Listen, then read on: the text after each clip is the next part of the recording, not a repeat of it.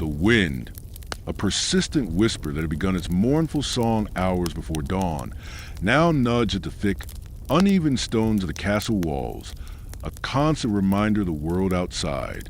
Inside, however, the air was heavy, a still, cool embrace that carried the mingled scent of damp earth, wood smoke that had long since died to embers, and the faint, lingering aroma of last night's stew.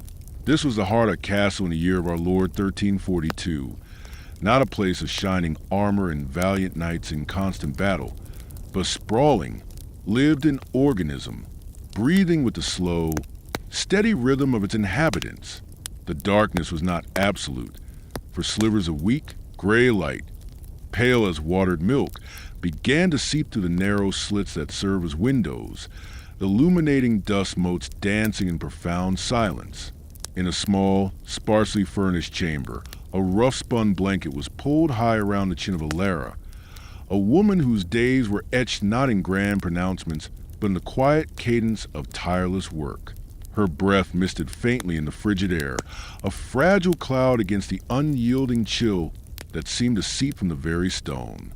The straw mattress beneath her offered little comfort, its rustle a familiar sound in the pre-dawn quiet, and the coarse wool of her shift scratched ever so slightly against her skin. She did not stir yet, allowing herself a few more precious moments of stillness, the deep quiet a brief respite before the demands of the waking castle began to press in. The first stirrings were subtle, a creak of ancient timbers in the dormitory, a muffled cough from a neighboring pallet. Ilara's eyelids fluttered open, not to a sudden awakening, but to a slow, dawning awareness of the cold. Her fingers, stiffened by the night air, fumbled for the edge of the blanket, the wool rough and familiar beneath her touch. The floorboards, bare and cold, met her bare feet with shock that sent a shiver up her spine, a sensation she had become accustomed to with the turning of every season. The room itself was a study in utilitarian austerity, devoid of adornment, its walls showing the naked, unplastered stone, damp in places and perpetually shadowed. She rose, her movements careful and deliberate, her shadow elongating and distorting in the meager light as she padded towards a small, heavy wooden chest. The latch, cold and iron, resisted for a moment before yielding with a soft groan, and she lifted the lid, revealing a few folded garments of sturdy, homespun cloth. She chose a tunic the color of faded earth, its texture coarse against her skin, and a pair of leggings that offered a welcome layer of warmth. Even the simple act of dressing was a task performed in the near darkness, her fingers guided by touch and memory, the fabric stiff and unyielding as it settled over her body. The air in the main hall was even colder than in her sleeping chamber, a vast, echoing space where the dying embers of the night's fire offered little solace. The stone flags underfoot were frigid, and the sheer scale of the hall, with it impossibly high, vaulted ceiling lost in shadow, made one feel very small indeed. The scent of stale ale and the faint, musky odor of damp wool hung in the air, a testament to the countless souls who had passed through this space. Ilara moved with a practiced economy of motion, her footsteps making little sound on a vast expanse of stone, heading toward the great hearth where a lone man, a seasoned guard named Thomas, was coaxing a new fire to life. Thomas, his face weathered and lined, his hands thick and calloused, worked with a quiet efficiency. He knelt before the cold hearth, his breath pluming as he carefully arranged dry tinder and kindling. The scrape of flint against steel was a sharp, percussive sound in the otherwise hushed hall, a tiny spark of defiance against the encroaching gloom. As the first tendrils of flame began to lick at the dry wood, a faint warmth radiated outward, a promise of comfort that slowly pushed back the pervasive chill. Ilara watched him, a silent understanding passing between them, two souls whose lives were interwoven with the upkeep of this ancient edifice. Her task began with the collecting of water, a heavy wooden bucket, its iron hoops worn smooth by generations of use, rested by a trough fed by an unseen spring. The water, when it poured from the spout, was icy, numbing her fingers as she filled the bucket to the brim, its weight a familiar strain on her arms as she lifted it. The journey back to the kitchens was a slow, careful one, each step measured to avoid spilling a single precious drop. The kitchens themselves were a cavernous space, dominated by a colossal hearth that, even now, was being prepared for the day's cooking. The air here was thick with the promise of warmth and the beginnings of savory aromas, a stark contrast to the sterile cold of the sleeping quarters. The cook, a robust woman named Agnes, whose forearms were perpetually dusted with flour, was already bustling. Her voice, though not loud, carried with the authority of command, directing the younger scullery maids in their duties. The clatter of wooden bowls and the thud of vegetables being chopped provided a growing chorus to the morning's awakening. Ilara set her heavy bucket down with a soft thump, the water sloshing slightly within, and Agnes nodded her acknowledgement without taking her eyes from the large cauldron she was tending. The steam rising from it was a welcome sight, carrying the comforting scent of simmering broth. Ilara's duties were manifold and repetitive, a predictable cycle that defined her days. First, she would wash the wooden platters and bowls from the previous night's meal, her hands submerged in the frigid water, the soap harsh and lice-scented. The wood, smooth by countless scrubbings, felt slick and cool beneath her fingers, and the water, though cold, began to carry the faint odor of yesterday's food. Then came the preparation of vegetables, the rhythmic thud of her knife against the thick wooden cutting board a constant sound in the kitchen. Leeks, onions, and hardy root vegetables, pulled from the earth only days before, were peeled and chopped, their earthy scent mingling with the ever-present wood smoke. Meanwhile, beyond the kitchen walls, the guards were beginning their own routines. The heavy portcullis, a monstrous cage of iron and oak, was slowly being winched upwards with a groan of ancient machinery, its weight immense and requiring combined effort of several men.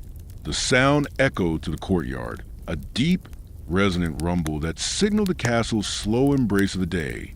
The guards, clad in thick woolen tunics and leather jerkins, their faces ruddy from the cold, moved with a quiet determination, their breath misting in the air as they took up their positions along the battlements and at the gatehouse. A young man named Gareth, barely out of his teens, stood at his post near the main gate. His hands, raw and red from the cold, clutched the rough shaft of his spear, its iron tip gleaming dully in the scant light. He stamped his feet to keep the circulation flowing, the worn leather of his boots offering little protection against the biting cold that seeped up from the stone. His gaze swept over the muddy courtyard, the tethered horses stamping restlessly in their stalls, and the occasional movement of servants going about their tasks. The world outside the castle walls remained a distant muted hum, a place of rumor and uncertainty. The air on the battlements was even sharper. The wind carried with it the scent of damp earth and distant, unseen forests. Gareth pulled his woolen cloak tighter around his shoulders, the rough fabric a welcome, if meager, barrier against the elements. He could see the small village that clustered around the castle's base, its thatched roofs looking like small, dark mushrooms against the pale landscape. Life there was as hard, if not harder, than within the castle walls, and he was grateful, in a quiet, unarticulated way, for the relative security offered by the stone. The stones themselves, ancient and worn, felt solid and reassuring beneath his feet, a constant presence against the ever-shifting winds. Back in the kitchens, the day's baking had begun in earnest. The great stone oven, its mouth gaping like a hungry beast, was being stoked with fresh wood. The heat that radiated from it, even from a distance, was a palpable presence, a welcome contrast of pervasive chill. Ilara helped to carry sacks of flour, the rough burlap scratching against her arms, the weight of each sack a testament to the sustenance required for the castle's inhabitants. The flour itself was coarse, flecked with bran, and carried a distinct, wholesome scent of grain. The air in the kitchen was now thick with the rising heat and the mingled aromas of baking bread and simmering stews. The guards on the battlements, while outwardly impassive, were also subtly aware of the minutiae of their surroundings. The distant bark of a dog, the creak of a cart on the track leading to the castle, the cry of a hawk circling high above, all these sounds registered, cataloged by minds trained to observe. The texture of the rough stone beneath their gauntlets, the biting wind that whipped their hair, the dull ache in their limbs from standing for long hours. These were the constant, physical realities of their existence. There was no glamour here, only the slow, steady performance of duty. As the sun, a pale, watery disk, finally climbed higher in the sky, casting elongated shadows across the courtyard, the castle continued its slow awakening. The sounds of labor, the rhythmic hammering from the smithy, the lowing of cattle being moved to pasture, the distant bleating of sheep, began to weave a complex tapestry of daily life. Ilara, her hands still tingling from the cold water, began to prepare the midday meal, chopping herbs with a practiced swiftness, her mind already on the tasks that would follow. The weight of the wooden rolling pin felt solid and familiar in her hands, a tool of her trade, as essential as any knight's sword. The air, though still cool, was beginning to carry a different quality of light, a slightly less mournful gray, and the sounds were growing in number and variety. The castle was not a place of sudden bursts of activity, but a gradual unfolding, a slow exhalation after the deep slumber of the night. The guards, their faces impassive, continued their vigil, their eyes scanning the horizon, their bodies a silent, stoic presence against the ancient stone. The cold remained a constant companion, but the promise of warmth from the hearts and the shared purpose of survival within these walls lent a quiet resilience to the unfolding day. The routine, the predictable rhythm of labor and vigilance, was a true anchor in this world. The first true awakening for those within the castle walls often began not with the sun, but with the deep, resonant clang of the bell in the watchtower. This was a signal that the long night watches were ending, and the day's work would soon commence. For Thomas, the stable hand, this meant the familiar, earthy scent of horse manure and straw would greet him as he unlatched the heavy oak door to the stables. The air inside was always warmer than the outside, thick with the breath of slumbering animals and the lingering aroma of hay, a comforting, if somewhat pungent, embrace. He would pull his thick woolen tunic closer, the rough weave scratching lightly against the skin, and begin the methodical process of tending to his charges. His hands, callous and strong, moved with practiced economy of motion. First, the water buckets, each one heavy with the cold, clear liquid drawn from the well just beyond the outer bailey. The metal of the buckets felt icy to the touch, and the water splashed, sending a refreshing chill up his arms as he filled the troughs. Then came the foraging for fresh straw, its dry rustle a cheerful counterpoint to the sleepy whickers of the horses. He would toss large armfuls into each stall, the straw crinkling and settling, creating a soft, inviting bed. The horses, sensing his presence, would stir, their large, liquid eyes blinking open, and a soft nuzzle might greet his hand as he passed, a silent acknowledgement of his care. Next was the feeding. The sacks of oats, rough burlap against the skin, were heavy and difficult to maneuver. He would scoop out generous portions, the dry kernels rattling against the wooden manger, and the sweet, nutty smell of the oats filled the air. The sound of horses munching contentedly was a constant, soothing murmur, a symphony of simple needs being met. He moved from stall to stall, his boots sinking slightly into the straw-covered earth floor, his breath misting in the cool air. The shadows in the stable were deep, broken only by the slivers of light that managed to find their way through the narrow, unglazed windows high on the walls. Across the courtyard, in the kitchens, Agnes was already hard at work. The great hearth, a gaping maw of blackened stone, had been stoked hours before, and now a low, steady fire burned, casting a warm, flickering glow across the stone floor. The air was thick with a mingled sense of wood smoke, damp earth from the root vegetables she'd been scrubbing, and the sharp, invigorating aroma of onions. She wore a heavy linen apron, stained with the day's labors, and her hands, red and chapped from the cold water and the constant handling of raw ingredients, moved with determined efficiency. Her task was to prepare the loaves of bread for the midday meal, a process that began long before the morning bell.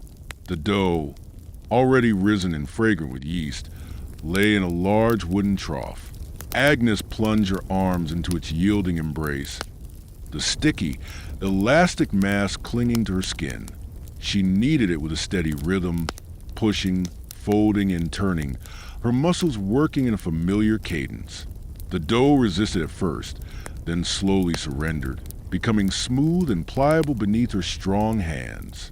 The sound of her kneading was a soft, rhythmic thudding, a comforting sound that spoke of sustenance and shared meals. She would then divide the dough into manageable portions, shaping each one into a round loaf. The warmth of the dough a welcome sensation against the persistent chill of the stone walls. Once shaped, the loaves were placed on wooden peels, ready to be transferred to the preheated oven. The heat radiating from the oven's mouth was intense, a welcome contrast to the ambient temperature of the kitchen. The smell of baking bread, a rich, golden aroma that promised warmth and satisfaction, began to fill the air, slowly pushing back the more utilitarian scents of the early morning. Agnes would carefully slide the loaves into fiery depths, the wood embers crackling and spitting, and then close the heavy stone door, leaving them to bake to a golden brown. Meanwhile, in the inner bailey, the blacksmith, a burly man named Gareth, was already hammering at his forge.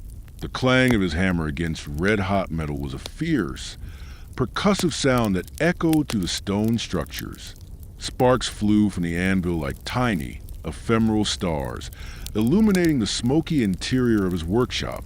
The air was thick with the acrid smell of burning coal and hot metal, a smell that clung to everything within its range.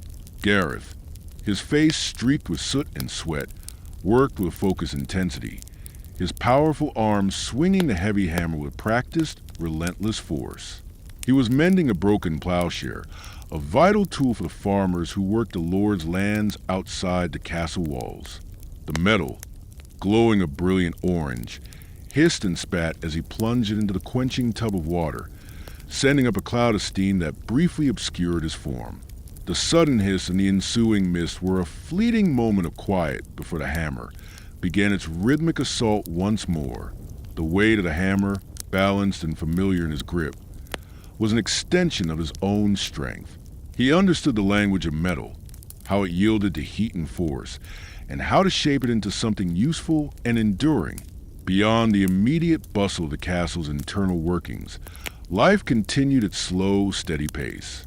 The farmers, their faces weathered and etched by the elements, would be tending to the livestock or preparing the fields, their movements dictated by the rising sun and the ancient rhythms of the agricultural year. The stable hands would be mucking out stalls and grooming the horses, the scent of hay and animal musk a constant companion. The scullery maids would be scrubbing pots and pans in the cold water of the scullery, their hands roughened by soap and endless washing. Even the lord and ladies, though removed from the most arduous labor, had their own routines. The lord might spend his morning reviewing documents with his steward, the rustle of parchment and the scratch of quill on paper a soft counterpoint to the sounds of the castle. The lady of the castle, her days filled with overseeing the household, managing servants, and perhaps engaging in needlework, would also be subject to the castle's unhurried tempo. The tapestries on the walls, depicting scenes of hunts and battles long past, offered a visual respite from the stark reality of stone and wood. But their threads were woven with the same patient dedication as the daily tasks performed by those who lived within their gaze. The chill that permeated the castle was a constant, undeniable presence. It seeped through the thick stone walls, settled in the drafts that snaked through the corridors, and clung to the very air one breathed.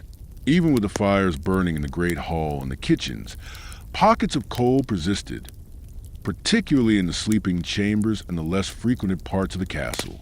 Thick woolen cloaks and furs were essential for any sort of comfort, when venturing beyond the immediate warmth of a hearth. The texture of rough-spun wool against the skin was a constant reminder of the practicalities of life, a world where warmth was a precious commodity, earned through diligence and the careful management of resources. The darkness of the castle was also a defining characteristic. While daylight filtered into the courtyards and through the strategically placed windows, many interior spaces remained perpetually dim. Torches, their smoky flames casting dancing shadows, and beeswax candles, their gentle light, a more precious commodity, were used to illuminate the deeper recesses.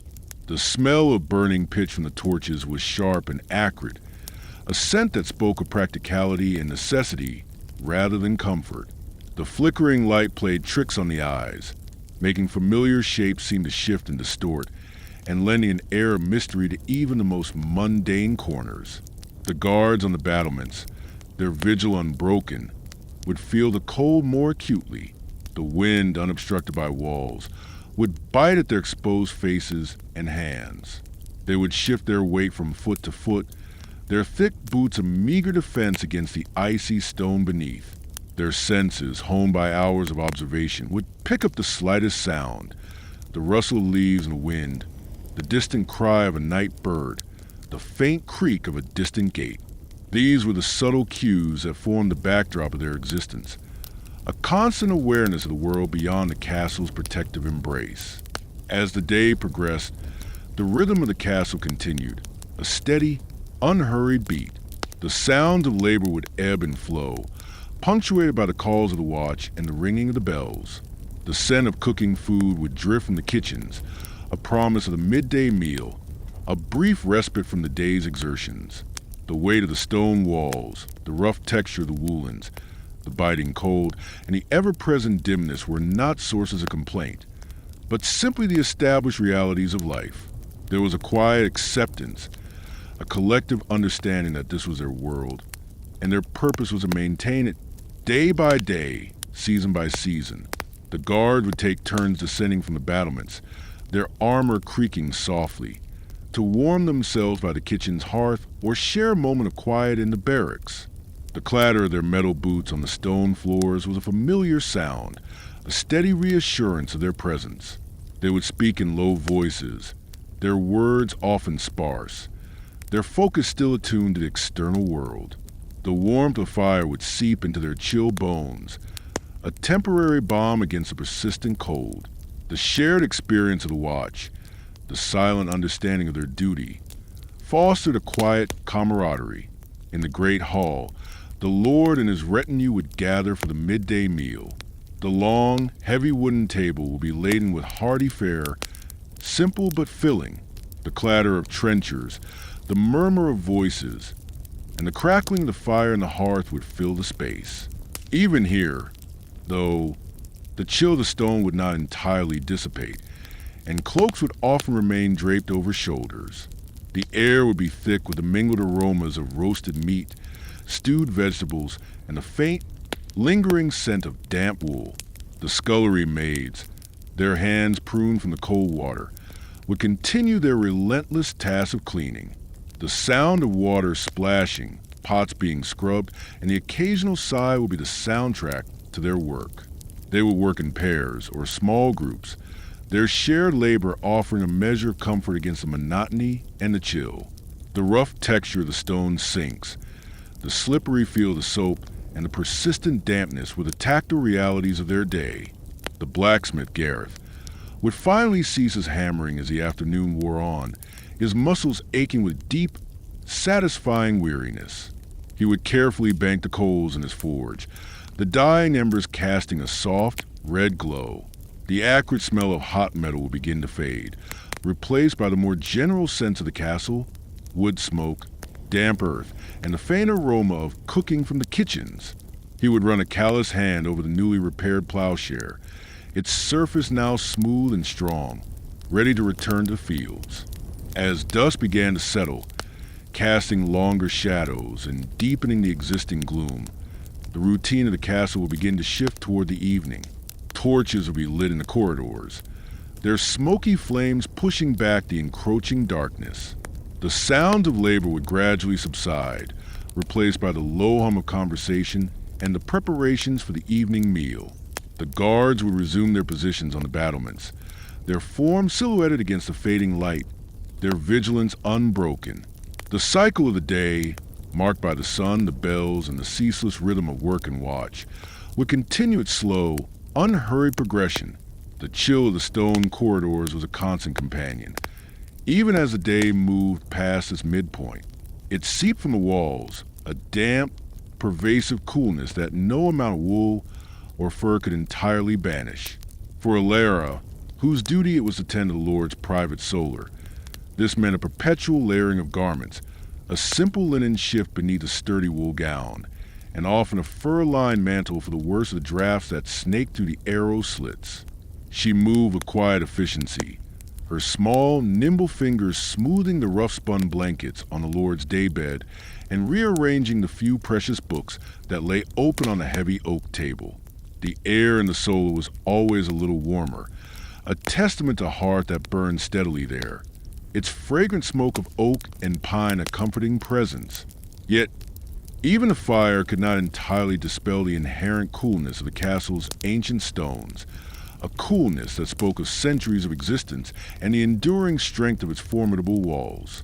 Her tasks were simple, repetitive, and imbued with a sense of purpose that settled her mind.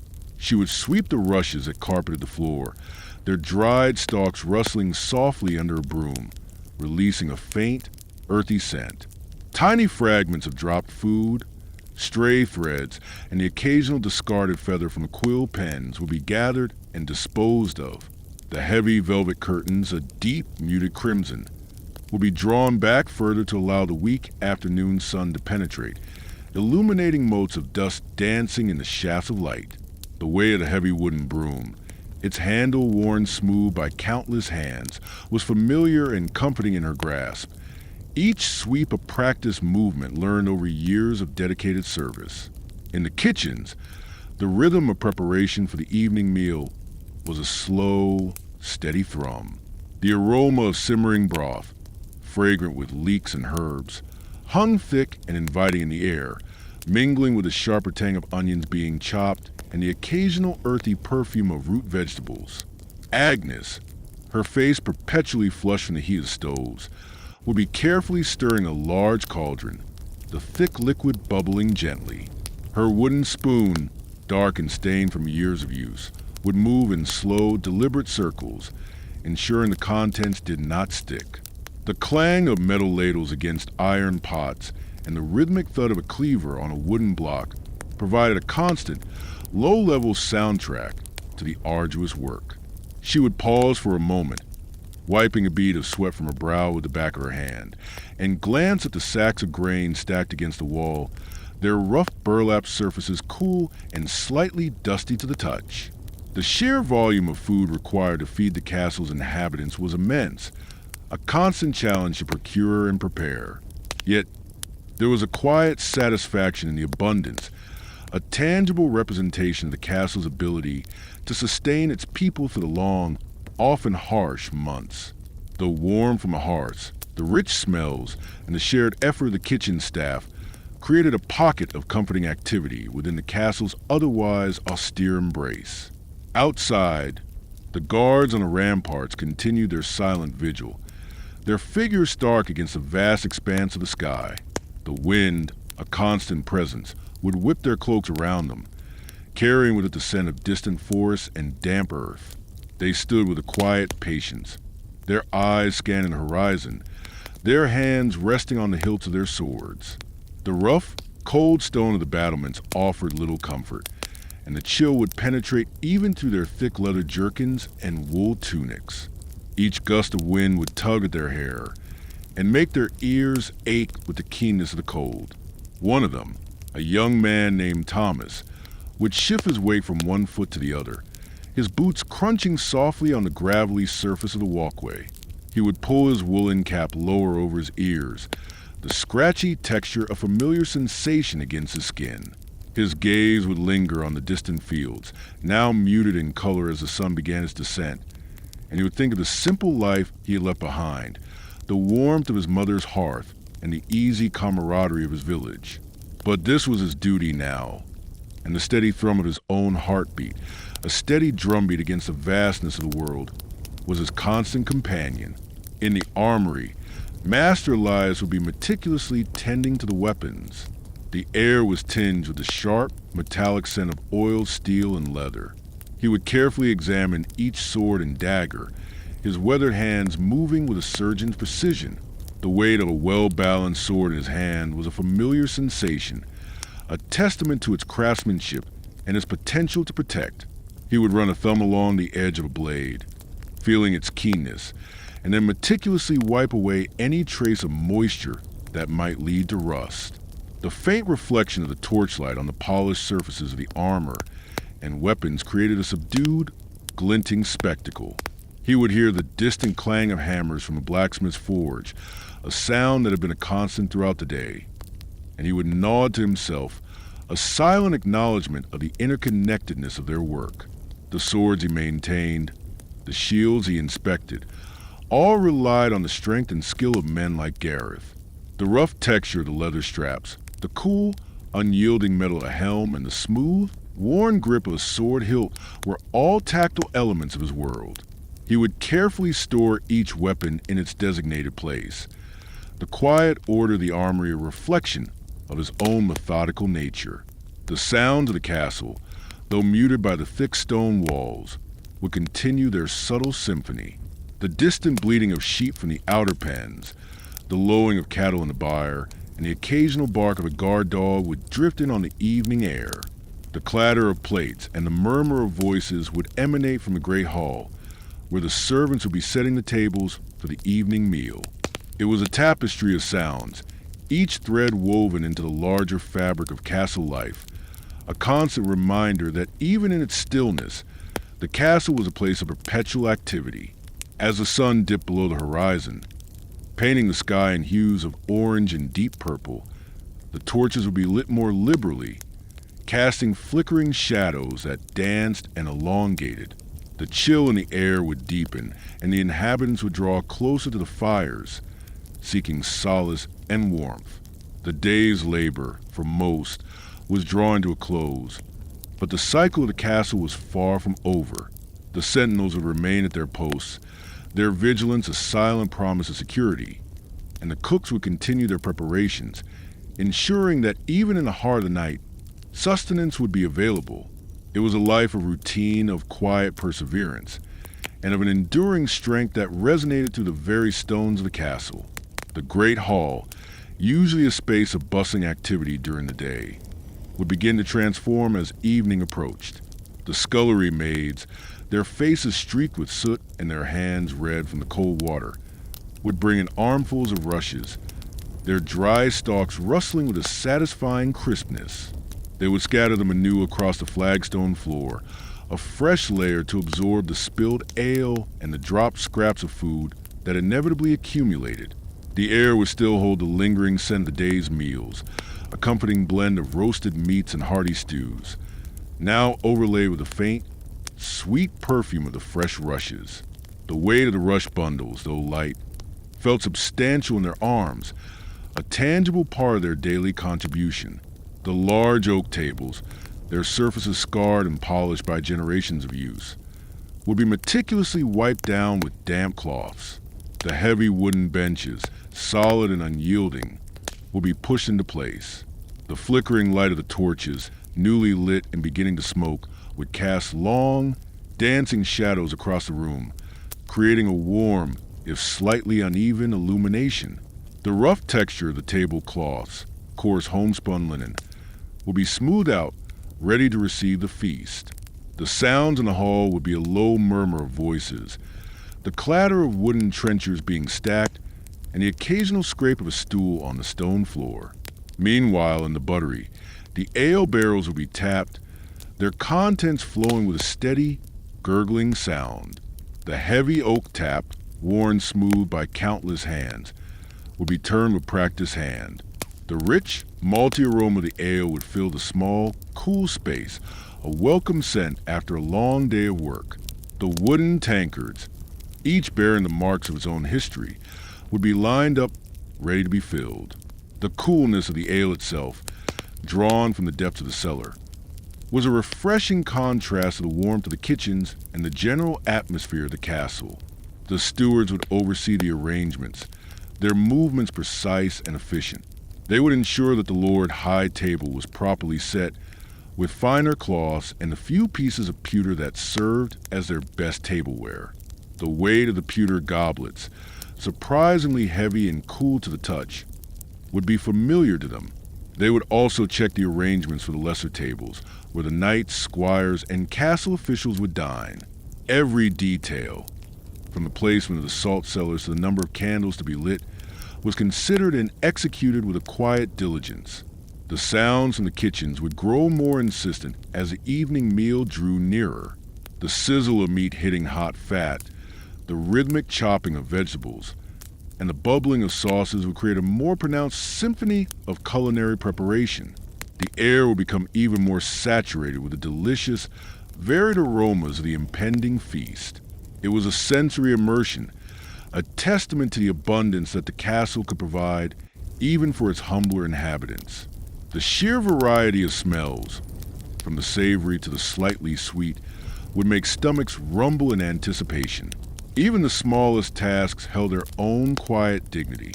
A young boy, no older than 10, would be tasked with collecting fallen kindling from the courtyard. He would move with carefulness born of experience, his small hands gathering the dry twigs and branches, his eyes sharp for any stray piece that might be missed. The rough texture of the bark against his fingers, the brittle snap of a dry twig, and the faint, woody scent of the fallen fuel were all part of his world. He would carry his meager collection back to the kitchens, his small contribution to the castle's ongoing needs. The guards on the battlements, though their shift was not yet over, would find small moments of respite. They would lean against a cold stone, their breath misting the air, and exchange quiet words, their voices low against the ever-present sigh of the wind. The weight of their mail shirts, though familiar, felt heavier in the encroaching chill. They would watch the sky deepen to an inky black, dotted with the first faint stars, and feel a sense of isolation, yet also a profound responsibility. The rough texture of their woolen cloaks, pulled tightly around them, was a small comfort against the biting wind. The sounds of the castle would begin to soften as the evening wore on. The boisterous laughter from the kitchens would subside, replaced by the quiet clinking of dishes being washed and put away. The murmur of conversation in the great hall would grow louder as the meal progressed, but the individual sounds would blend into a general hum. The distant baying of a hound, a lonely sound in the vastness of the night, would carry on the wind. It was a lullaby of sorts, the familiar sounds of their world settling into a peaceful cadence. For those within the castle walls, the day's labor, however varied, had led to this moment of communal gathering. The chill of the stone, the darkness of the corridors, and the sheer physicality of their tasks were all part of the reality of their lives.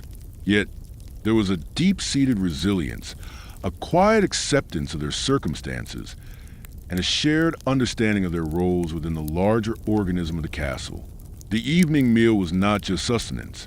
It was a reaffirmation of their belonging, a moment of warmth and fellowship before the long, cold night. The weight of the day's work would settle into their bones, a pleasant weariness that promised a deep and restful sleep. As the last rays of the sun, now a softened amber, began to slant through the narrow arrow slits, a different kind of stillness settled over the castle. The guards on the ramparts, their faces etched with the day's vigil, would begin to feel the shift not just in the temperature, but in the very atmosphere. The wind, which had been a constant companion, seemed to sigh with a little more melancholy, carrying the scent of damp earth and distant wood smoke. They would adjust their grip on their spears, the cold metal a familiar, grounding sensation, and scan the darkening landscape, their eyes growing accustomed to the subtle changes in shadow and light.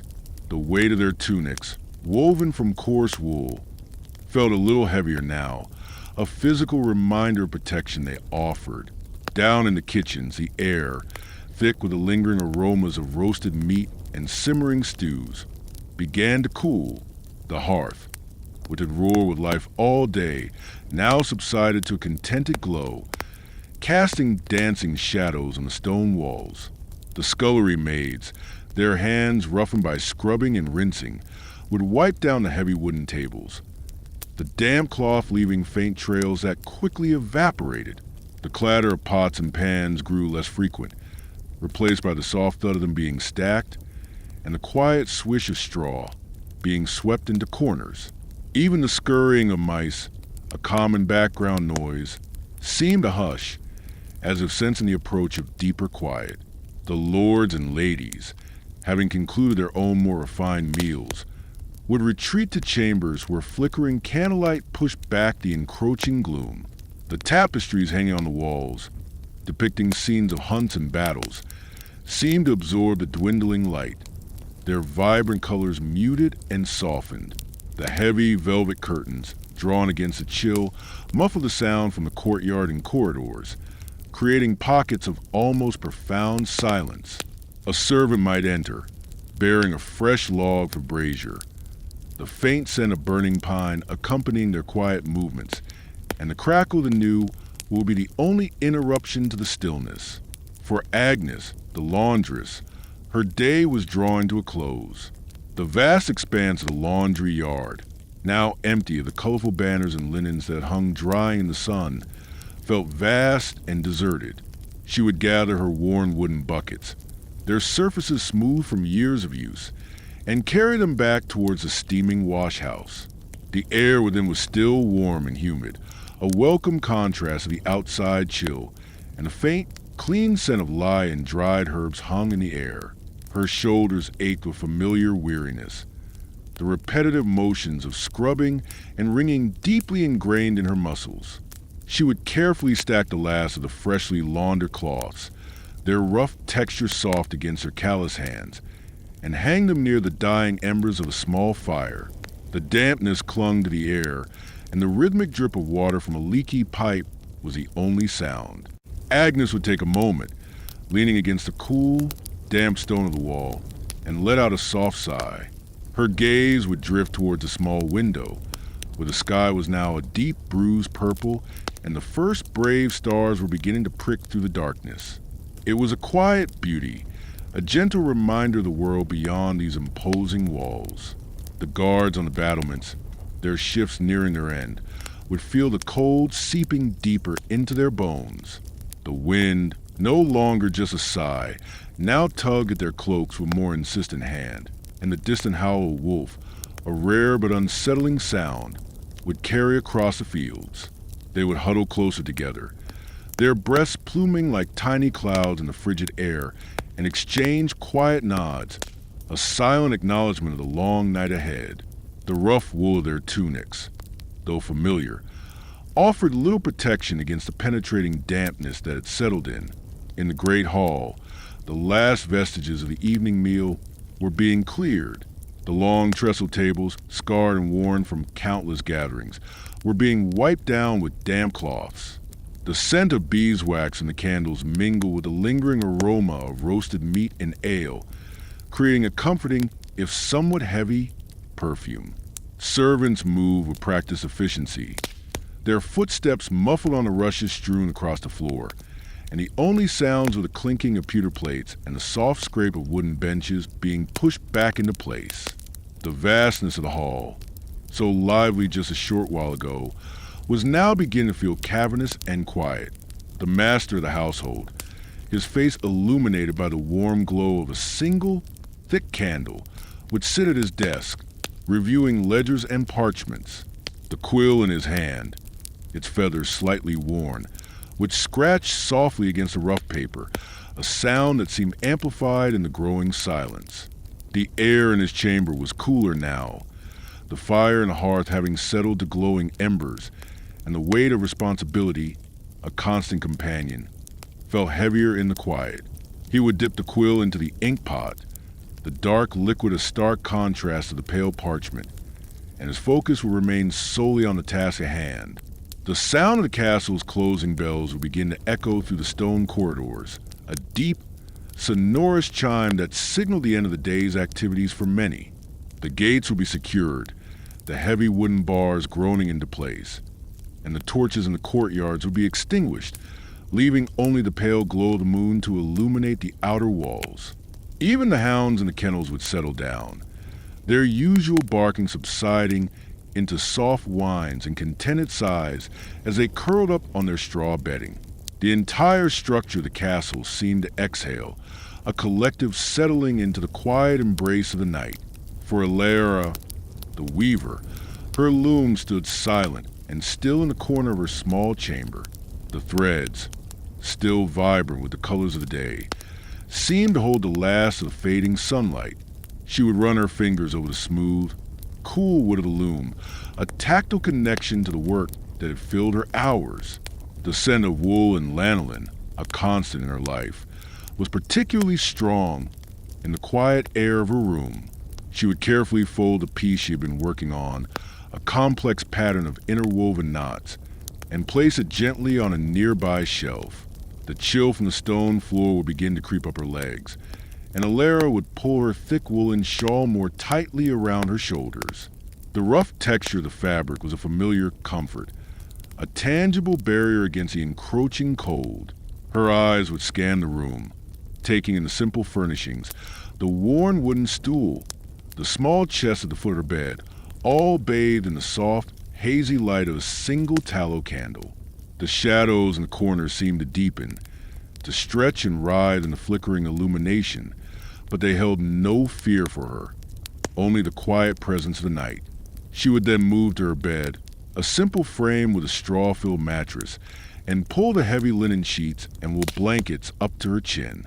The fabric, though clean, carried a faint, earthy smell, and the weight of the blankets was accompanying pressure, a promise of warmth and rest. Alara would close her eyes, the images of her weaving still vivid behind her eyelids, and listen to the symphony of the castle settling into slumber. The distant creak of timbers, the soft rustle of straw, the almost imperceptible hum of the ancient stones themselves, all combined to create a unique lullaby. The guards would continue their watch, though their movements would become slower, more deliberate. They would shift their weight, the cold metal of their armor a constant reminder of their duty, and their gazes would sweep across the darkened landscape with practiced, almost automatic rhythm. The stars, now fully emerged, blazed with an intense, unwavering light in the clear, frigid sky, and the vastness of the heavens seemed to emphasize the smallness of their world within the castle walls. The wind, now a steady, mournful presence, would whip around the battlements, carry with it the scent of frost and the promise of a long, cold night. In the kitchens, the last embers of the hearth would glow with a faint, dying heat, casting a weak, reddish light. The scullery maid, her task complete, would check the latches on pantry doors and then make her way, with a weary but steady gait, towards her own sleeping quarters. The stone floors were slick with residual moisture, and the air, though still carrying faint traces of the day's cooking, was now tinged with the sharp, clean scent of night. She would pull her thin blanket tighter, the ruffle a welcome sensation against her skin, and let the quiet of the night wash over her. The great hall, now completely empty, would echo with the faintest sounds. A mouse might scurry across the floor, its tiny claws making a quick, almost inaudible tapping sound. The wind, finding a chink in a window pane, might whistle a low, mournful tune. The heavy oak doors, barred and secured, stood as silent sentinels, their imposing presence a testament to the security they provided against the darkness and the unknown that lay beyond the castle walls. The stillness here was profound, a deep and ancient quiet that seemed to absorb all other sounds. The lord and lady, their chambers now lit only by the dying glow of the brazier, would find themselves enveloped in a profound quiet. The rustle of silks and velvets, the murmur of hushed conversations, all these sounds of their elevated world would cease, leaving only the deep, resonant silence of the night. They would feel the cool air on their skin, a stark contrast to the warmth of the day, and the weight of their fine linen nightgowns would be a subtle reminder of their vulnerability to the elements. The shadows cast by the dying embers would dance and shift, creating fleeting illusions on the tapestries that adorned their walls. The sound of the castle, as the night deepened, became a language of their own. The distant, rhythmic clang of a guard's boot on stone, the soft hoot of an owl from the surrounding woods, the creak of ancient timbers settling under the weight of the cold. All these were the sounds of a world preparing for rest. The wind, a constant presence, would weave through the parapets and battlements, sometimes a mournful sigh, sometimes a low, insistent moan, but always a reminder of the vastness of the night and the protective embrace of the stone walls.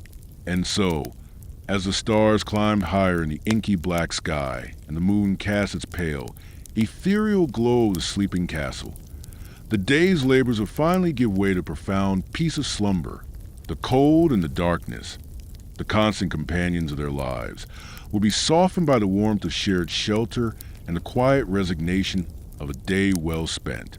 The weariness in their bones, the roughness of their hands, the chill that had settled deep within them, all these would become the ingredients for a deep and restorative sleep, a gentle surrender to the quiet rhythm of the medieval night. In the cramped, straw-filled pallet of a scullery maid named Agnes, the day's fatigue settled like a heavy cloak. Her rough wool tunic, smelling faintly of wood smoke and the lingering brine from yesterday's salted fish, was pulled over her head, its coarse fibers a familiar scratch against her skin. The small chamber, shared with two other maids, was a space of perpetual twilight, even in the midday sun, and now, in the absence of any light save the sliver of moon filtering through a high, narrow sliver window, it was a place of deep shadow. The air was cool, carrying the damp scent of earth and stone that permeated the entire castle, and a faint, comforting aroma of dried herbs her mistress had placed in a small sachet to ward off moths. Agnes would carefully fold her daytime garments, the rough linen shift and the worn woolen kirtle, and place them on the small wooden chest that served as her sole piece of furniture. Her fingers, callous and stained from scrubbing pots and peeling vegetables, moved with practiced, almost unconscious grace. The silence in the room was a welcome balm after the clamor of the kitchens, the shouts of the cooks, and the clatter of metal on stone. Here, only the soft sigh of her own breathing and the occasional, almost imperceptible shift of the castle's ancient structure disturbed the peace. Her small feet, bare and chilled, touched the packed earth floor as she reached for the small wooden bucket that held her night's water. The water itself was cold, drawn from a well deep within the castle courtyard, and she would splash it sparingly over her face and hands, the shock of the chill momentarily sharpening her senses. The faint, earthy taste of the water was as familiar to her as the taste of the coarse bread she ate each day, and she would wipe her face with a corner of her shift, the worn fabric surprisingly soft against her skin. As she settled onto the straw-filled mattress, the rustling sound was a familiar lullaby. The straw, dry and brittle, shifted and creaked beneath her weight, molding itself to the curves of her body. The rough spun wool blanket, mended many times over, was pulled up to her chin, its familiar weight a comforting presence against the encroaching chill. The world outside the thick stone walls, with its unseen dangers and its biting winds, felt impossibly distant and unreal. Here, within the heart of the castle, a fragile warmth was held, a testament to the shared endeavor of all who lived and worked within its embrace. The guards on the battlements, their breath misting in the frigid air, would stand their silent vigil. The heavy wool cloaks they wore, thick and pungent with the scent of lanolin and dampness, offer meager defense against the relentless cold that seeped through the very stones. Their gauntlets, made of stout leather, would be pulled tight around their wrists, and the weight of their spears, their shafts rough and unvarnished, felt like an extension of their own weary limbs. The flickering torchlight, casting long, dancing shadows across the crenellated walls, was a beacon against the overwhelming darkness, a small defiant flame in the vast expanse of the night. Their eyes, accustomed to the gloom, would scan the inky blackness beyond the castle's reach. The distant hoot of an owl, a sound both mournful and familiar, would punctuate the silence, and a low murmur of conversation between shifts, their voices hushed and weary, was a testament to their shared endurance. The wind would whip around them, carrying the scent of pine from the distant forest and the fainter, salter tang of the sea, a constant reminder of the world that lay outside their stone embrace. They would stamp their feet, trying to coax some warmth back into their chilled soles, and the metallic scrape of their boots on the icy stone was a rhythmic counterpoint to the wind's ceaseless song. Each guard would take their turn, a silent procession of duty that had been carried out for generations. The heavy iron keys, jangling softly at their belts, represented the security they provided, a physical manifestation of the castle's impenetrable strength. The vastness of night, dotted with a million distant stars, offered no comfort, only a stark reminder of their isolation and the ever-present need for vigilance. They were the castle's living shield, their lives a quiet sacrifice to the safety of those within.